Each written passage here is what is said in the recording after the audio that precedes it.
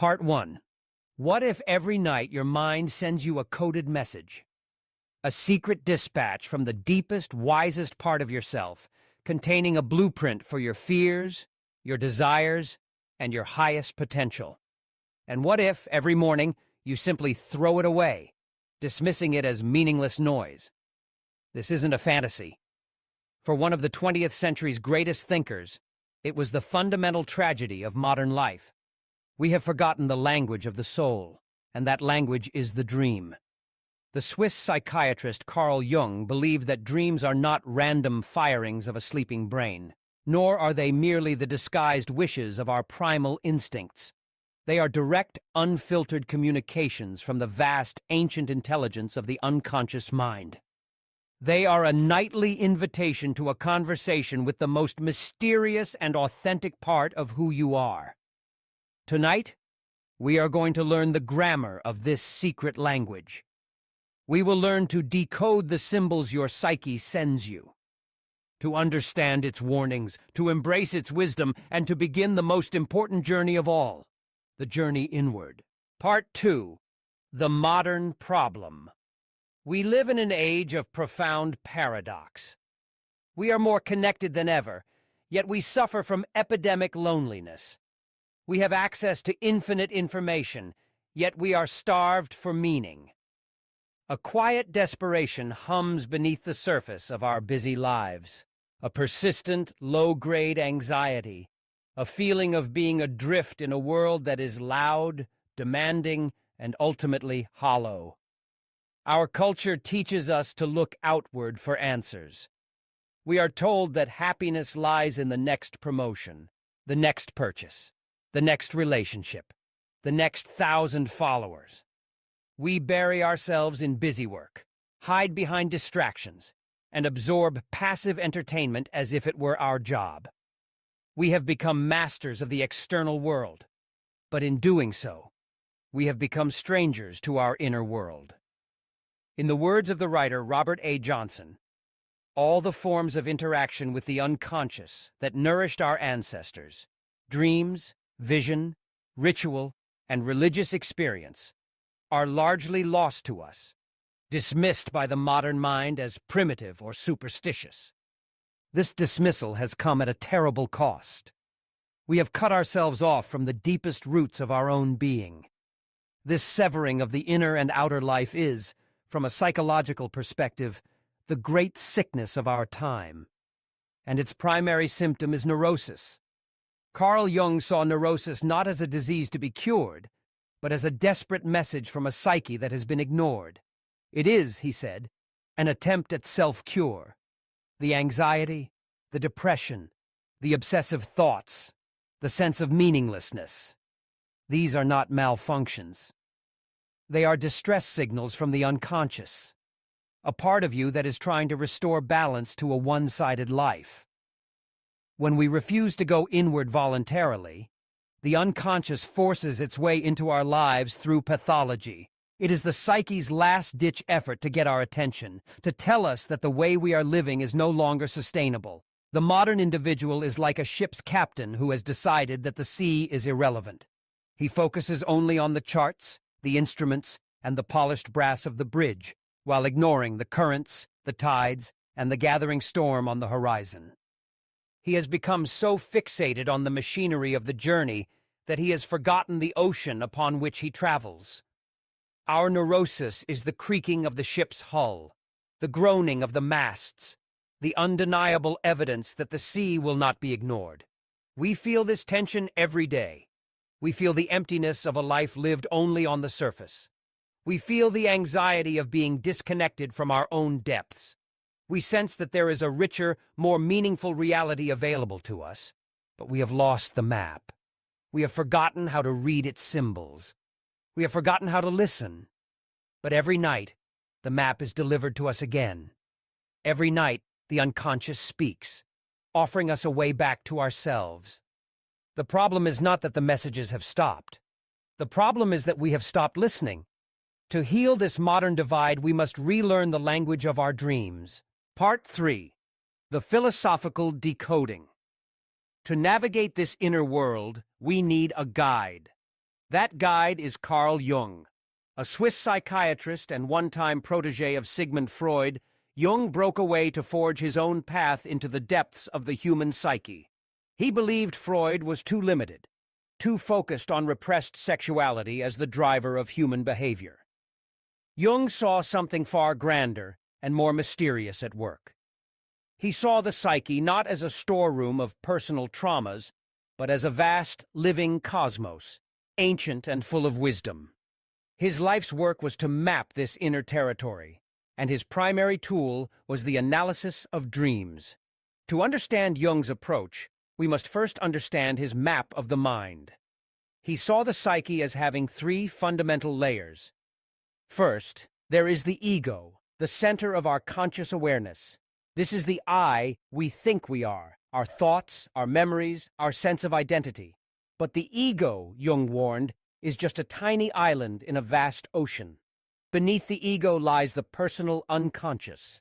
This is where we store our forgotten memories, our repressed feelings, and our personal complexes, the emotionally charged clusters of thoughts and experiences that influence our behavior. This is similar to Freud's concept of the unconscious. But beneath this personal layer, Jung discovered something truly revolutionary: the collective unconscious. This is the deepest and most ancient layer of the psyche, a psychic inheritance common to all of humanity. It is a reservoir of shared, universal experiences, instincts, and images that have been passed down through generations. It is the psychic life of our ancestors, the matrix from which all conscious thought emerges. The collective unconscious speaks in a universal language of symbols, and these symbols are what Jung called the archetypes. Archetypes are innate, universal patterns or primordial images that structure how we experience the world. They are like the invisible crystal lattice that determines the shape of a snowflake. They are the blueprints for our most fundamental human experiences: birth, death, love, conflict, the search for meaning. We don't learn them, we are born with them. They appear in the myths, religions, and fairy tales of every culture throughout history, and most importantly, they appear every night in our dreams. Jung identified countless archetypes, but 4 are central to understanding the self. First is the persona. This is the social mask we wear, the face we present to the world. It is our role as a student, a parent, a professional, a friend. The persona is a necessary compromise between our individual self and the demands of society. It allows us to function and fit in. The danger, however, is when we mistake the mask for our true face. This is what Jung called identification with the persona. We become the professor who is always lecturing, the doctor who is always diagnosing. We lose touch with our authentic self, and the rest of our personality is forced into the shadows. And this leads to the second major archetype: the shadow. The shadow is the dark side of our personality. It is the repository for everything we repress and disown about ourselves because it is unacceptable to our persona and to society. It contains our greed, our aggression, our envy, our prejudices. But the shadow is not purely evil. It also contains our undeveloped positive qualities, our hidden talents, our creativity, and our raw vitality. It is the source of immense energy. To deny the shadow is to live a life that is shallow and incomplete. Jung famously wrote, "I must have a dark side also if I am to be whole." The third archetype is the anima in a man and the animus in a woman. This is the inner, contrasexual aspect of our psyche. The anima is the unconscious feminine side of a man. The animus is the unconscious masculine side of a woman. This archetype is our soul image, the bridge to the deepest parts of the collective unconscious. It often appears in our dreams as a mysterious and compelling figure of the opposite sex, guiding us toward the unknown parts of ourselves. It governs our capacity for relationship and creativity. When we are disconnected from this inner figure, we experience what has been called a loss of soul.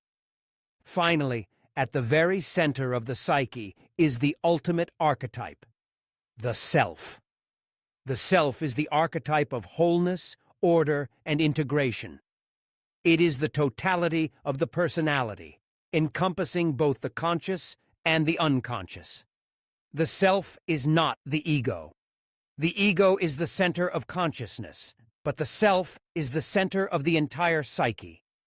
Its ultimate symbol is the mandala, the magic circle, which appears in dreams and religious art across the world as a symbol of unity and completion. The entire purpose of life, for Jung, was a process he called individuation. Individuation is the journey of integrating these disparate parts of the psyche, of making the unconscious conscious. It is the process of withdrawing our projections, taking off the persona, confronting the shadow, engaging with the anima or animus, and finally, centering our life around the self. It is the lifelong quest to become who you truly are.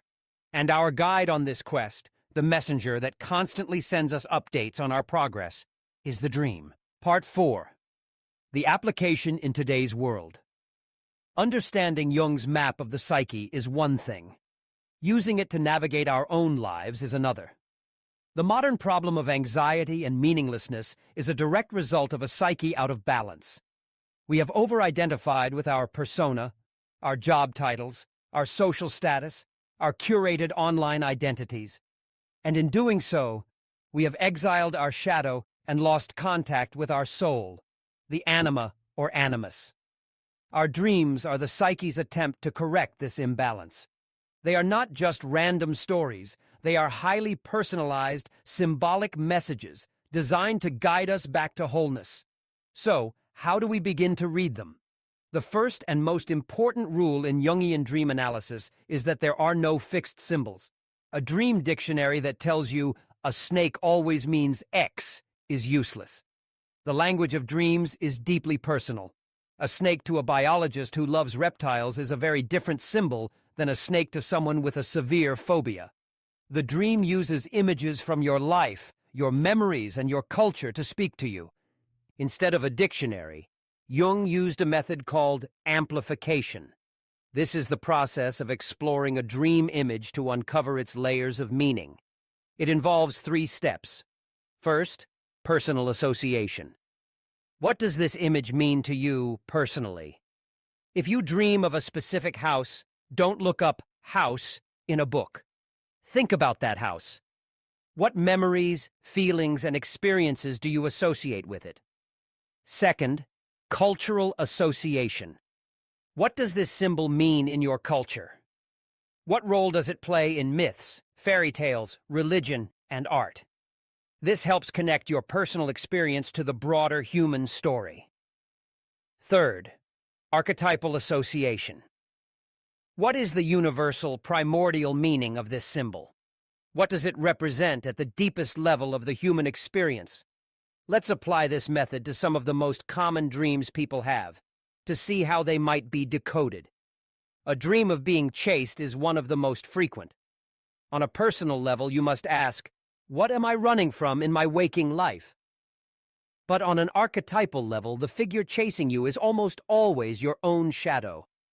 It is a part of yourself that you have disowned, and it is running after you because it wants to be integrated. The dream is not a threat. It is an invitation. It is asking you to stop, turn around, and face the part of yourself you have been avoiding. A dream of falling is another common anxiety dream. It often symbolizes a loss of control in your life. But Jung would also see it as a warning from the psyche. When our conscious ego becomes too inflated, too arrogant, too sure of itself, the unconscious sends a dream of falling to remind us that we need to come back down to earth. It is a call for humility. Dreams of teeth falling out are deeply unsettling. Teeth are symbols of power, communication, and appearance. Losing them in a dream can point to feelings of powerlessness in a situation, an inability to get a grip on a problem, or a fear of losing face and being judged. It can symbolize a difficulty in communicating your truth or digesting a difficult life experience. A house in a dream often represents the psyche itself. The different floors and rooms can correspond to different levels and aspects of your personality. The attic might be your higher thoughts or spirituality, while the basement represents the deep unconscious. Is the house in good repair or falling apart? Are there rooms you are afraid to enter? A very common and powerful dream is discovering a new, unknown room in your house. This is a classic symbol for the discovery of a new, previously unconscious part of yourself. Water is one of the most powerful and common symbols for the unconscious itself. The state of the water reflects the state of your unconscious mind. A calm, clear lake might suggest peace and clarity. A murky swamp could point to confusion and repressed emotions. A tidal wave often symbolizes being overwhelmed by unconscious contents, powerful emotions or shadow aspects that are flooding your conscious ego. The characters in your dreams are also crucial. Remember Jung's core principle? Every part of the dream is a part of you. The people in your dreams are not themselves. They are personifications of your own inner complexes and archetypes. A threatening figure of the same sex is often a representation of your shadow. A captivating, mysterious figure of the opposite sex is often your Anima or Animus, your soul guide, appearing to lead you deeper into your own mystery. By engaging with these figures, by asking them what they want, you are engaging in a dialogue with the deepest parts of yourself. Part 5. The Empowerment and Conclusion. To understand the language of dreams is to hold a key to a hidden kingdom. But this knowledge is not meant for passive observation. It is a call to action, an invitation to what Jung called the opus, the great work of a lifetime, the journey of individuation. This is not about becoming perfect, it is about becoming whole. And the work begins the moment you decide to take your dreams seriously. You do not need to be a trained analyst to begin this journey. You only need curiosity, courage, and a notebook. Here is a simple, practical guide to starting your own inner work. First, and most importantly, keep a dream journal. Place it by your bed. The moment you wake up, before you think of the day ahead, write down everything you can remember. Don't filter, don't judge, don't interpret. Just record the details, the setting, the characters, the colors, the feelings. Even a single, fleeting image is worth capturing. This act alone sends a powerful message to your unconscious.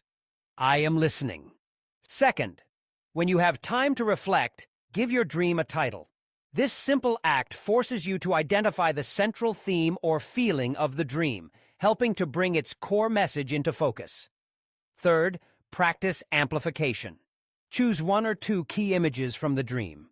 On a fresh page, write down the image, and then list every personal association that comes to mind. What does it remind you of? What feelings does it evoke? Only after you have exhausted your personal connections should you consider its cultural or archetypal meaning. Fourth, connect the dream to your waking life. Ask yourself, how does this dream compensate for my conscious attitude? If I am a person who always needs to be in control, does the dream show me a situation of chaos? If I repress my anger, does a figure of rage appear in my dream? The dream is always showing you the other side, the part you are missing. Finally, honor the dream.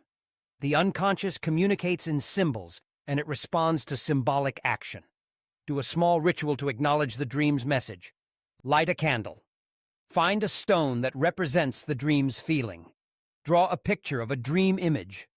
This is not superstition. It is a way of making the inner reality concrete, of building a bridge between your conscious and unconscious worlds. This is the work.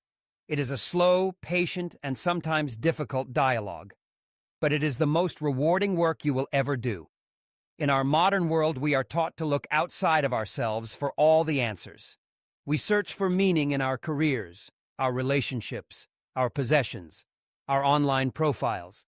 But Jung reminds us of an ancient truth. Who looks outside, dreams. Who looks inside, awakes. To live only in the external world is to remain asleep, a prisoner to forces you don't understand, chasing shadows you mistake for reality. Your dreams are a nightly call to awaken. They are a reminder that the most profound, terrifying, and beautiful universe is not out there in the cosmos, but within the depths of your own psyche. The journey inward is the ultimate adventure. It is the path to finding your soul and to finally, truly becoming yourself.